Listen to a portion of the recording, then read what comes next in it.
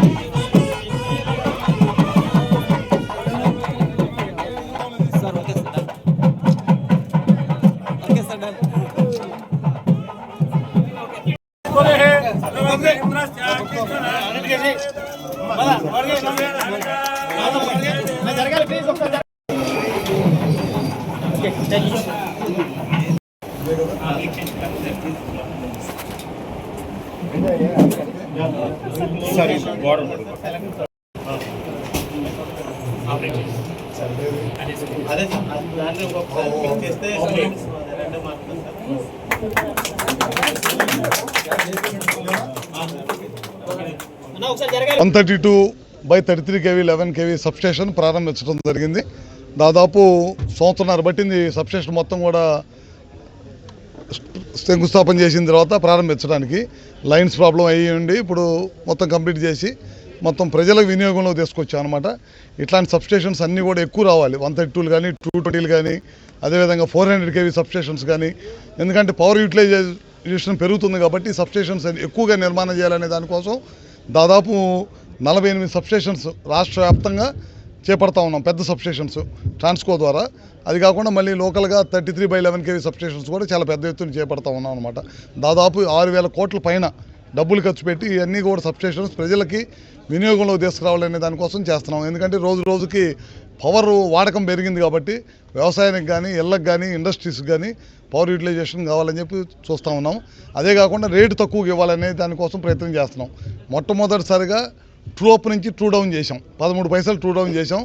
ముఖ్యమంత్రి గారి ఉద్దేశం ఏంటంటే మళ్ళీ 29 నాటికి ₹19 రేటు తగ్గించాలనేది ఆయన మాకు ఇచ్చిన టార్గెట్. ఆ టార్గెట్ ప్రకారం పనిచేస్తూ ఉన్నాము. ఎక్కువ కూడా ప్రొడక్షన్ చేసాం. ఈ సంవత్సరం చాలా పెద్ద ఎత్తున మనకున్న కృష్ణపట్నం కానీ అదేవిధంగా మన వీటీపీఎస్లో కానీ ఆర్టీపీఎస్ కానీ అంటే రాయలసీమలో ఉంది, వీటి ద్వారా ఎక్కువ కూడా ప్రొడక్షన్ చేసాం, మనమే ఉత్పత్తి చేసాం. గతంలో ఏం చేసేవాళ్ళు అంటే పవర్ బయట నుంచి చాలా పెద్ద ఎత్తున కొనేవాళ్ళు. ఈ సంవత్సరం పవర్ కొనటం బాగా తగ్గించేసాం. మనకున్న ఇండస్ట్రీస్లో ఉత్పత్తి చేసి పవర్ని వినియోగంలోకి తీసుకురావటం ఎక్కువైంది. అందుకని ఈ సంవత్సరం పవర్ కొనుగోలు చాలా తగ్గిపోయింది అనమాట. అన్ని సంస్థలను కూడా ఉపయోగించడం జరిగిందనమాట. ఈ విధంగా చేస్తూ ఉన్నాం. ట్రూ డౌన్ చేసాం 13 పైసలు. రాబోయే రోజులు ఇంకా ఎక్కువ కూడా చేస్తాం. సబ్స్టేషన్స్ నిర్మాణం చేస్తాం. సోలారు, విండు, పిఎస్పీలు కూడా నిర్మాణం జరుగుతుంది చాలా పెద్ద ఎత్తున. గడిచిన ప్రభుత్వం మనకు మిగులు విద్యుత్ తోటి 2014లో మనం 19లో దిగిపోయేటప్పటికి మిగులు విద్యుత్ ఇచ్చిన రాష్ట్రాన్ని సర్వనాశనం చేసి 9 సార్లు కరెంటు బిల్లు పెంచి విపరీతంగా మనకున్న పవర్ ప్లాంట్స్ మొత్తం షట్ డౌన్ చేసి బయట నుంచి ఎక్కువ కూడా పవర్ కొనుగోలు చేసి వ్యవస్థనంతా కూడా సర్వనాశనం చేశాడు. దానివల్ల ప్రజల మీద 30,000 కోట్లు భారం పడింది. విద్యుత్ వ్యవస్థ దాదాపు 1,30,000 కోట్లు నష్టంలోకి వెళ్ళిపోయిందనమాట. ఇప్పుడు మన గవర్నమెంట్ వచ్చిన తర్వాత చాలా పెద్ద ఎత్తున విద్యుత్ సంస్కరణలు తీసుకొచ్చి మళ్ళీ యథావిధి స్థితి తీసుకురావడానికి ప్రయత్నం చేస్తూ ఉన్నాం. మీరు చూసుంటారు మొన్న ఈ మధ్య December 31న ఈఆర్సీ వాళ్ళు దాదాపు 5,000 కోట్లు భారం వేశారు. అది మళ్ళీ ప్రజల మీద వేయకుండా ప్రభుత్వమే భరాయిస్తామని చెప్పి ముందుకు వచ్చామన్నమాట. ఎక్కడ కూడా ప్రజల మీద రూపాయి కరెంటు భారం పడకూడదనేది ఈ ప్రభుత్వ ఉద్దేశం. రాబోయే రోజుల్లో కరెంటు కూడా ఛార్జెస్ తగ్గించాలనేది ఈ ప్రభుత్వ ఉద్దేశం. ఇవన్నీ కూడా ఈ కార్యక్రమాలన్నీ కూడా మా డిపార్ట్మెంట్ నుంచి చేస్తున్నాము. రాబోయే రోజుల్లో కూడా మనం ఇప్పుడు ఇళ్ల మీద సూర్యగారు పెట్టుకోమని చెప్తున్నాం. సూర్యగారి పథకం కేంద్ర రాష్ట్ర ప్రభుత్వాలు కలిసి సూర్యగారు ప్రతి కాన్స్టిట్యున్సీకి కూడా 10,000 కనెక్షన్లు ఇచ్చాం. దాని మీద కూడా మనకి ఎమ్మెల్యేస్ కూడా ఇక్కడే ఉన్నారు. అందరూ కూడా మన వాళ్ళకి కూడా చెప్తా ఉన్నాం.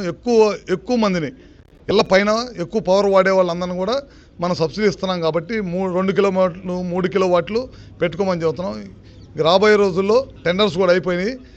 పిఎం కుసుమ్ అనే ద్వారా 9 hours డే టైం పవర్ అగ్రికల్చర్కి ఇస్తున్నాం. ఇప్పుడు మనం దాన్ని సోలార్ ద్వారా ఇవ్వాలనే దానికోసం టెండర్లు కూడా పిలిచాం. ఈ సమ్మర్లో స్టార్ట్ చేయించి ఎక్కడికక్కడ లోకల్లో 11 kV లైన్లు 33 kV సబ్స్టేషన్స్ ఉన్న దగ్గర మనం ఆ గ్రామాల్లోనే ఆ ఏరియాలోనే పొలాలు కౌలుకు తీసుకొని అక్కడే సూర్య గారు పిఎం కుసుమ్ పెట్టి అక్కడే పవర్ లైన్స్లో నుంచి వచ్చే పవర్ వేస్టేజ్ కాకుండా ఆ కార్యక్రమం కూడా చేస్తూ ఉన్నాం. ఇట్లాంటి అన్ని కార్యక్రమాలు ఈ ప్రభుత్వం వచ్చిన తర్వాత చేపడుతుందని చెప్పి కూడా మీ అందరికి తెలియజేస్తూ ఉన్నాం. ఈఆర్సీ పబ్లిక్ హియరింగ్ చేస్తాం. మనకి ఎస్టిమేషన్ ఎంత అని చెప్పి పడిద్ది, ఈ సంవత్సరం ఇంత పడవచ్చు మనం చేస్తాం. చేసిన తర్వాత మనం ఇప్పుడు తీసుకున్న సంస్కరణలు ఉన్నాయి. ఏం చేస్తున్నాం, మనం గతంలో మనం ఉచిత పవర్ ఇచ్చేవాళ్ళం అగ్రికల్చర్కి చాలా పెద్ద ఎత్తున. ఇప్పుడు మనం ఏం చేస్తాం అంటే పిఎం కుసుమ్ని వాడుకుంటున్నాం. మనం గత ప్రభుత్వం పిఎం కుసుమ్ని వద్దని నెగ్లెక్ట్ చేసింది, మనం వాడుతున్నాం. వాడి ఎక్కడికక్కడ టెండర్లు పిలిచి గ్రామాల్లో ఇందాక చెప్పాను 11 kV లైన్స్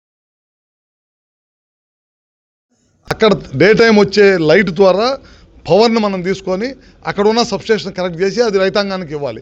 ఇట్లాంటి కొత్త అన్నీ కూడా చేస్తే కనుక మనకు రాబోయే రోజుల్లో పవర్ ఛార్జెస్ తగ్గించుకోవచ్చు. మన పవర్ దీని మీద మినిస్ట్రీ మీద పడే భారాన్ని తగ్గించుకోవచ్చు. అందుకనే ప్రతి ఇంటి మీద కూడా డే టైం లైట్ వస్తుంది. డే టైం లైట్ ద్వారా మనకు అవకాశం ఉంది కరెంట్ తయారు చేసుకునే అవకాశం. ఏ ఇంటి మీద ఆ ఇంటి మీద కరెంట్ తయారు చేసుకోమంటున్నాం. ఏ పొలం దగ్గర ఆ పొలం కరెంట్ తయారు చేసుకొని ఇచ్చే కార్యక్రమం చేస్తున్నాం. ఇట్లాంటివన్నీ చేసుకుంటా పోతే కనుక రాబోయే రోజుల్లో మనం పెరుగుతూ ఉంది. కరెంటు యూటిలైజేషన్ అనేది ప్రతిరోజు ఇండస్ట్రీస్ వస్తున్నాయి, కొత్త ఇండస్ట్రీస్ వస్తున్నాయి, ఇల్లు కడుతున్నారు. ఇంట్లో ఎలక్ట్రిసిటీ మీద ఆధారపడి వాడే పరికరాలు పెరిగిపోయినాయి. ఇట్లాంటి అన్నీ పెరిగినాయి కాబట్టి పవర్ని ఎప్పటికప్పుడు డిమాండ్ని సప్లైని మీట్ కావాలంటే కొత్త సంస్కరణలు కేంద్ర రాష్ట్ర ప్రభుత్వాలు తీసుకొచ్చే వాటిని ప్రజలకి వినియోగంలోకి తీసుకొస్తే కనుక రాబోయే రోజుల్లో బ్యాలెన్స్ చేసుకుంటూ వెళ్ళచ్చు. పవర్ని పెరగకుండా బ్యాలెన్స్ చేసుకుంటూ వెళ్ళచ్చు. తక్కువ డబ్బులకి పవర్ ఇవ్వాలనేదే ముఖ్యమంత్రి గారి ఉద్దేశం.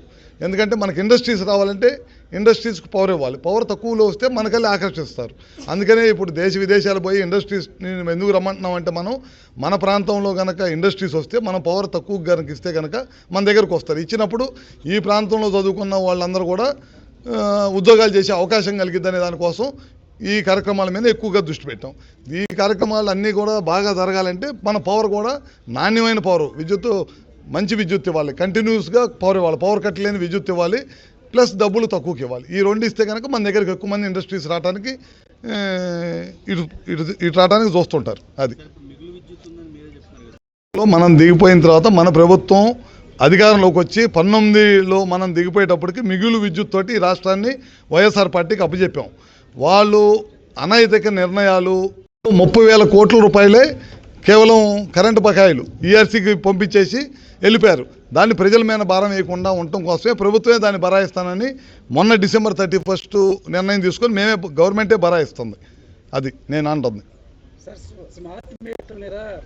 స్మార్ట్ మీటర్ల మీద కరెంట్ బిల్ ఎక్కువ ఏం రాదు. మనం ఫస్ట్ ఇప్పుడు ఇండస్ట్రీస్కి అలవాటు చేసాం. ఫస్ట్ ఇండస్ట్రీస్ చూస్తున్నారు. హౌస్ హోల్డర్స్కి మనం ఇచ్చేటప్పుడు మన ఏఈల్ని కానీ డిఈల్ని కానీ వాళ్ళని ఎడ్యుకేట్ చేయమని ఇచ్చాం. ఒక సిస్టంలో నుంచి ఇంకో సిస్టంలోకి ట్రాన్స్ఫర్ అయ్యేటప్పుడు అపోహలు ఉంటుంటాయి. కొన్ని వాస్తవ పరిస్థితులు కొన్ని ఎక్కడన్నా 1-2 చోట్ల స్మార్ట్ మీటర్ బాగలేకపోతే జరిగే వాటిని అపోహలు ఉంటే దాన్ని క్లియర్ చేసి అక్కడ ఎడ్యుకేట్ చేసి ఇంటికి పెట్టమని చెప్తున్నాం. కానీ ఎట్లా పెడితే అట్లా రైతు తీసేసి ఎడ్యుకేట్ చేయకుండా ఎక్కడ కూడా పెట్టమని చెప్పట్లా. అట్లాంటి ఏదైనా 1-2 స్మార్ట్ మీటర్ల దగ్గర ఎక్కడైనా ప్రాబ్లం వచ్చి కరెంట్ బిల్లు ఎక్కువ వచ్చేదానిక అది మా డిపార్ట్మెంట్ బాధ్యత తీసుకుని దాన్ని సరి చేసే బాధ్యత మాది. కాదు కన్జ్యూమరు పాత మీటర్ పెట్టుకుంటాడు, స్మార్ట్ మీటర్ పెడతాం. స్మార్ట్ మీటర్ పాత మీటర్ ఉన్నప్పుడు దీంట్లో ఎంత బిల్లు వస్తుందో దీంట్లో కూడా చెక్ చేసుకోమని చెప్తున్నాం. చెక్ చేసుకొని దీని మీద అతని మైండ్కి కంఫర్ట్నెస్ వచ్చిన తర్వాతే దాన్ని తీసేస్తాం. స్మార్ట్ మీటర్ వల్ల ఏంటంటే నీకు డే టైం పవర్ ఎంత కాలుతుంది, నైట్ టైం పవర్ ఎంత కాలుతుంది, పగలపూట కరెంటు దానికి మనం ఎంత ఛార్జ్ చేస్తున్నాం, రేత్రిపూట పీక్ అవర్లో కాలేటప్పుడు ఎంత ఛార్జ్ చేస్తున్నాం అతను స్మార్ట్ మీటర్లో చెక్ చేసుకొని ఎట్లా పవర్ని యూటిలైజ్ చేయాలో ఇంట్లో కూడా అతనికి ఒక ప్లానింగ్ ఉంటుంది. ఇంట్లో ప్లాన్ చేసుకొని చేసుకోవచ్చు. ఇది అపోహ మాత్రమే. స్మార్ట్ మీటర్ వల్ల ఎక్కువ కరెంటు బిల్లు వస్తాయి, నష్టం జరిగిద్దని అపోహ మాత్రమే. ఆ అపోహలు ఉన్న కుటుంబాల్లో మా డిపార్ట్మెంట్ వాళ్ళని వెళ్ళి అపోహను తొలగించి దాని క్లారిఫికేషన్ ఇచ్చి పనిచేయమని చెప్పడం జరిగింది. అట్లాంటి అపోహలు ఏమైనా ఉంటే మా డిపార్ట్మెంట్ రెడీగా ఉంది అపోహలు తొలగించడం కోసం.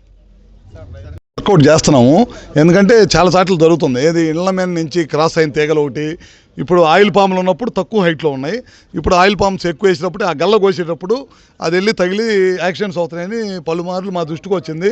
దాన్ని ఇప్పుడు బయటికి ఓపెన్గా ఉండకుండా కవర్డ్ కండక్టర్ వేసేదానికి అన్నిటి డబ్బులతో కూడింది. ప్లస్ ప్రాణం అనేది కూడా వెరీ ఇంపార్టెంట్. దీన్ని ఏ విధంగా చేయాలనేది ఒక ప్లాన్ చేసుకొని తొందరలోనే అన్నీ ఒకరోజు చేయలేం కానీ ఒక్కొక్కటి చేసుకుంటూ వస్తాం. అప్పుడు దాకా రైతుల్ని ఎడ్యుకేట్ చేయాల్సిన అవసరం పామాయిల్ తోటల యజమానులకు కూడా ఉంటుంది. కొద్దిగా జాగ్రత్త పడాలి. మేము సిస్టంలోకి వచ్చి దాన్ని అడాప్ట్ చేసుకొని దాన్ని ఒక్కొక్కటి చేసుకుంటూ వెళ్తాం. అది మన ప్రాంతాల్లో ఎక్కువ ఉంది. మాకు కూడా 10 మార్లు కంప్లైంట్ వచ్చింది. మన ఒక రోజైతే చింతమనేని గారు వాళ్ళ రైతులందరూ కూడా వచ్చి నాకు చెప్పడం జరిగింది. దీని మీద దృష్టి పెట్టాం. తొందరలోనే దాన్ని కూడా కండక్టర్ని మార్చాలంటే కవర్డ్ కండక్టర్ వేయాలంటే చాలా ఖర్చుతోటి, దీనికంటే 2-3 అంతలు ఖర్చు అయింది. ఖర్చు ఏదైనా ఇటు నుంచి ఇటు తీయాలన్నా ఖర్చే కదా. దాన్ని మా దగ్గర ఉన్న ఫైనాన్షియల్ రిసోర్సెస్ కూడా చూసుకొని తొందరలోనే చేస్తాం. ఒక్కొక్కటి చేసుకుంటూ వెళ్దాం. ఈ సబ్జెక్ట్ కాదు కదా, అట్లా సిస్టమ్ ప్రకారం దానికి సంబంధించుకుంటే మళ్ళీ ఎవరు ఊహల్ని ఎవరు ఆపడానికి అవకాశం లేదు. ఆయన ఊహించిన అన్నీ ఇప్పుడు గూగుల్ వచ్చింది, గూగుల్ కూడా నేనే చేశానంటాడు. ఓకే, కొంచెంసేపు అనుకున్నా, మీరే చేశారు. మీరు 5 సంవత్సరాలు ఉన్నప్పుడు కనీసం ఒక ఫౌండేషన్ స్టోన్ కూడా ఎందుకు వేయలేకపోయారు? అది ఒకసారి సమాధానం చెప్పండి. అన్నీ నేనే చేశాను కానీ ఎందుకు పూర్తి చేయలేకపోయారు? ఎందుకు ఆఖరికి ఆయన స్వంత జిల్లాలో స్టీల్ ప్లాంట్కి 2 సార్లు కొబ్బరికాయలు కొట్టారు. ఎందుకు రాలేదు? కారణం ఏంటి చెప్పాలి కదా. కాబట్టి క్రెడిట్ ఉన్నోడికి క్రెడిట్ చోరీ, కానీ క్రెడిట్ ఉన్నోడికి చోరీ ఇవ్వడం చాలా సీరియస్ ఎలిగేషన్ సార్. కోడిపందాలకు సంబంధించి ఫ్యామిలీకి సంబంధించి చట్టబద్ధం చేశారా అంటే చాలా కోట్ల రూపాయల చేతులు మారింది. ఏమండి, ఎక్కడ కూడా చట్టబద్ధం చేయలేదు. కొన్ని ఉన్నాయి, దాంట్లో పోలీసులు కేసులు పెట్టారు. అప్పుడు కూడా గతం నుంచి ఈ జిల్లాలో పర్టికులర్గా ఎన్నో దశాబ్దాల నుంచి వస్తున్న సాంప్రదాయం అనుకోండి అది. సో పోలీసులు చాలామంది అరెస్ట్ చేశారు, కేసులు పెట్టారు, కానీ ఎక్కడ చట్టబద్ధం చేయలేదు. రెగ్యులర్ గ్యాంబ్లింగ్ అవకాశం లేదు. రెగ్యులర్ గ్యాంబ్లింగ్ గవర్నమెంట్లో రెగ్యులర్ గ్యాంబ్లింగ్ అవకాశం లేదు. ఓకే, చాలా